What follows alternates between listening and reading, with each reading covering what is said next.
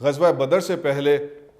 جو 3 سرایہ بھیجے ہیں اور 2-3 دفعہ خود آپ لشکر لے کر غزوات میں گئے ہیں، تو ان تمام کا مقاصد کیا تھے؟ ان کے سب سے بڑے مقاصد یہ تھے کہ یہ جو صحابہ رضوان اللہ علیہم اجمعین ہیں، یہ ابھی تک قبائلی جنگوں کے ہی عادی تھے، لیکن آگے چل کر آپ دیکھیں گے کہ صرف 8 سال کے بعد غزوہ تبوک، یعنی اس وقت کی سب سے بڑی سپر پاور سلطنت روما، یعنی اس وقت کے نیٹو اور امریکہ کو جا کے ان کے علاقے میں، ان کے گھر میں جا کے لڑنے کے لیے جو لشکر گیا ہے، تو یہ ایک سیرت نگار نے لکھا ہے کہ اس کی وجہ یہ تھی کہ آپ صلی اللہ علیہ وسلم نے صرف ہجرت کے 6 ماہ کے بعد ان کی فوجی ٹریننگ شروع کر دی تھی۔ تو یہ ایک فوجی ٹریننگ کا بھی حصہ تھا کہ ڈاکٹر حمید اللہ صاحب نے لکھا ہے، آپ قبائلی طور پہ جو آپس میں ان کی لڑائی کی ایکسپیرینس تھا، اس کو انٹرنیشنل لڑائی کے ایکسپیرینس میں بدلنا چاہتے تھے، اس لیے آپ نے ان کی یہ ٹریننگ شروع کی۔ یہ بڑی ایکسٹینسو قسم کی ٹریننگ تھی، اس سے میں جو ان کو فوائد حاصل ہوئے ہیں، ان کو ڈاکٹر نصیر احمد ناصر صاحب نے اپنی کتاب پیغمبر اعظم و آخر میں اس کو چیپٹر وائز لکھا ہے، وہ ضرور پڑھنی چاہیے۔ میں صرف ان کی اجمالی خاکہ آپ کے سامنے پیش کر دیتا ہوں۔ انہوں نے لکھا کہ فوجوں کی تربیت ہوئی، یہ جنگی مشقوں کی تربیت ہوئی، دشمنوں کی سائیکی سمجھنے کا موقع ملا۔ یہ جو آگے سریہ گئے ہیں تینوں غزوہ بدر سے پہلے، تو یہ بیسیکلی دشمن کی سائیکی سمجھنے کا موقع ملا، اس ارد گرد کے ماحول کو سمجھنے کا موقع ملا، اور دشمن کو خبردار کرنے کا موقع ملا کہ یعنی وہ جو اب وہاں بیٹھ کے تھریٹ دے رہا ہے، جب یہ مہمات گئی ہیں، خبریں وہاں پہنچی ہیں، تو پھر ان کو بھی ایک میسج دیا گیا کلیئر کٹ کہ ناؤ بی کیئرفل، اگر ہماری طرف آنا ہے تو وہ نہ سوچنا کہ جو تم مکہ میں ہمارے ساتھ کرتے تھے، اب ہم ایک سوورن سٹیٹ ہیں۔ تو یہ وہ بڑی بڑی حکمتیں ہیں کہ جو آپ نے جو سرایہ بھیجے ہیں، اس کے بارے میں سیرت نگاروں نے لکھی۔ اور سب سے بڑی بات یہ تھی کہ صحرائی راستوں سے واقفیت۔ آپ میں سے جو ہسٹری کا شوقین ہے وہ جانتا ہے کہ اگر آپ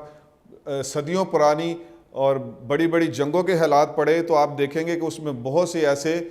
ایک انتھنکیبل قسم کی وکٹریز لی ہیں چھوٹے چھوٹے گروپوں نے، صرف اس وجہ سے کہ جو باہر سے بڑے بڑے لشکر آ کے اور ان کے اوپر جنگ مسلط کی، تو وہ بڑے بڑے لشکر اس لیے صرف ہار گئے کہ وہ ان راستوں سے واقف نہیں تھے۔ تو یہ بھی ایک بہت بڑی حکمت تھی۔ یہ جو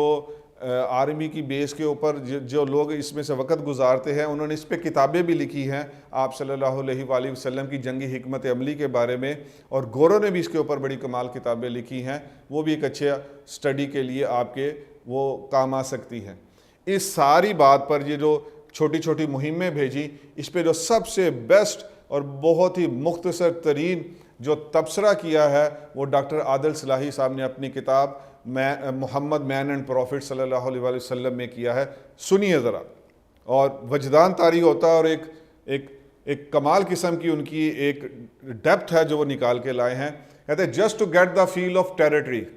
آپ صلی اللہ علیہ وسلم نے کبھی 200، کبھی 8 صحابہ، کبھی 20 صحابہ، کبھی کم، اس طرح اس ٹکڑیوں میں جو غزوہ بدر سے پہلے بھیجے ہیں، اس کا سب سے بڑا مقصد یہ تھا just to get the feeling of the territory, کہ یہ علاقہ ہے کہاں جہاں ہم نے آگے جنگیں لڑنی ہیں۔ اور پھر انہوں نے کہا جسٹ